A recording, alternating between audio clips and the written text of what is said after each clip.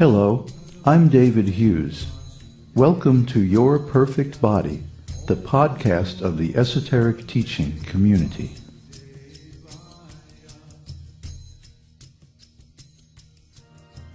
Today we're going to talk some more about the big questions, especially as they apply to yoga.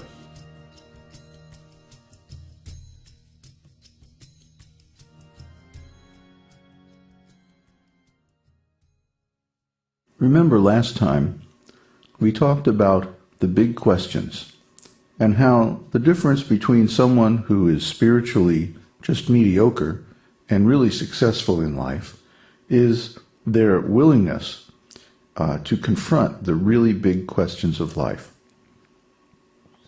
And I promised to give some examples, so today we're going to examine the big questions as far as the yoga path is concerned.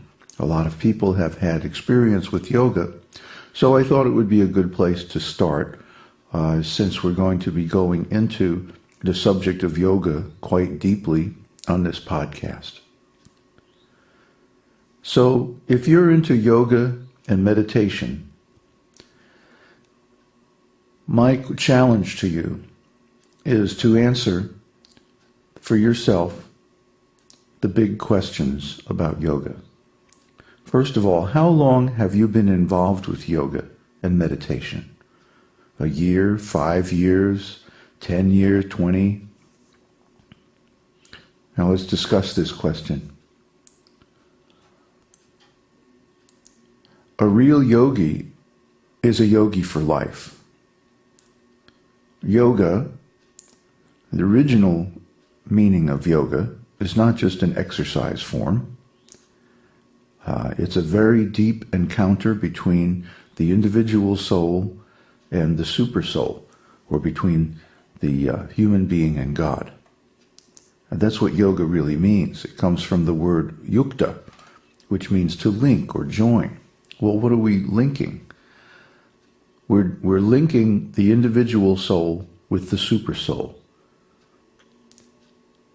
So if a person has been practicing yoga, let's say 5 or 10 years, they should already know this. In fact, they should be quite comfortable with it, and it should be their mode of practice, their mode of realization. Is that where you're at?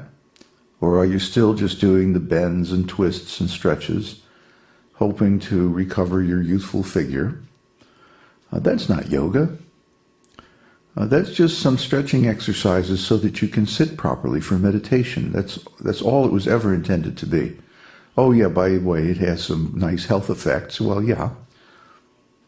But that's not the point.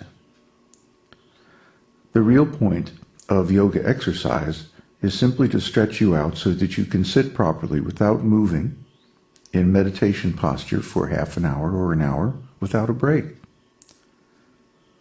The real action happens after you're sitting.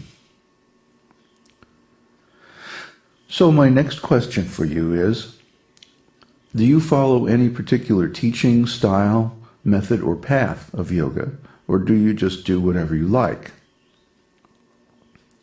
Well, we find that most people, after they have some experience with yoga, just pretty much take a little bit from here, a little bit from there, and they do whatever combination of exercises and meditations and so forth that appeals to them. Unfortunately, this is not a very efficient way to approach the yoga path because the yoga science is delivered from the ancient past by means of disciplic lineage.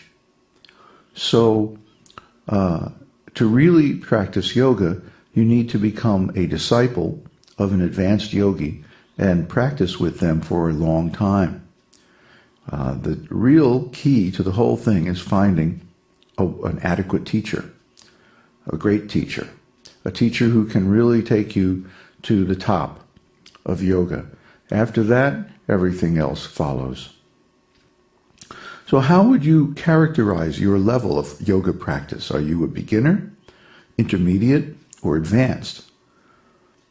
Well, beginner, intermediate, advanced compared to what? compared to the man on the street. Anybody who can do a few shoulder stands or whatever is certainly considered advanced. But compared to the actual people who have perfected yoga, then most of us are simply in the beginner stage, and we need to admit that. So this question will show you how honest you are. Next question is, how would you characterize your involvement in the yoga or meditation community? Are you a dilettante, a dabbler, a window shopper who drifts from teacher to teacher? Or are you serious about your discipline? Are you into the yoga lifestyle? Have you ever taught yoga or meditation? Do you have students, disciples? The idea here is that yoga is not just something you do.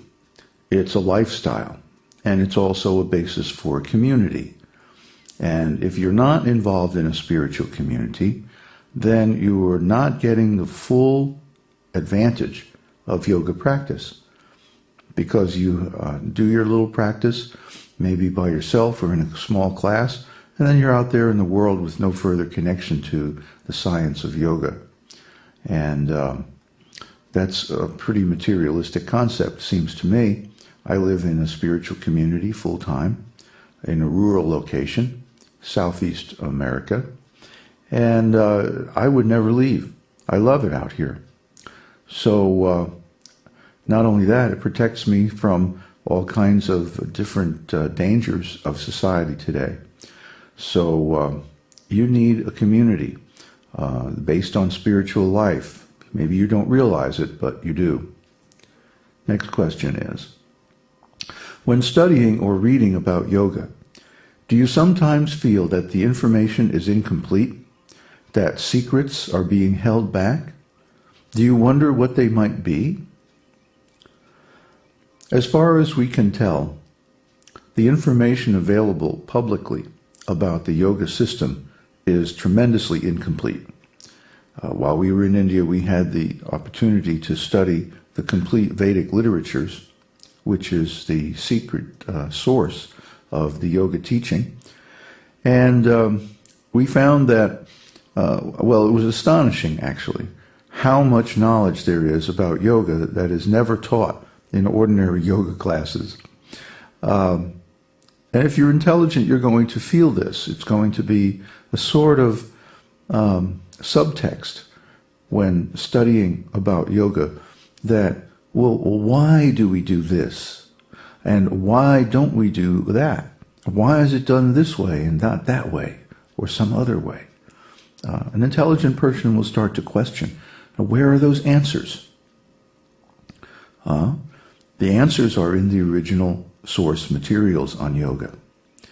And so if you can find them, then you'll get those answers and much, much more. So the next question, naturally, is, are you aware of the original source material on yoga and meditation and so forth? Have you read it? And if you did read it, was it in the English translation or in the original language?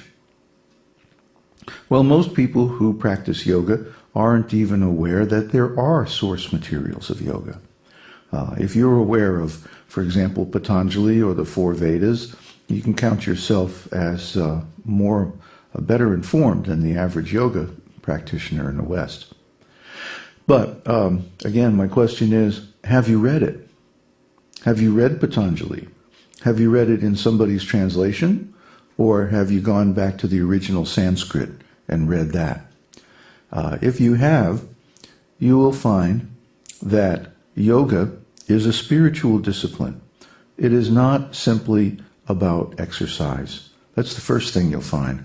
The next thing you will find is that it's extremely complex and sophisticated, and it draws on a background science of consciousness that is not included in the ordinary source material such as Patanjali's Yoga Sutras. So where is that source material? Where is that background science? Well, that's the esoteric teaching. That's what we're talking about here. Next question. What is the aim or goal of yoga and meditation? Did you know that, according to the original source literature, the aim of yoga and meditation is to attain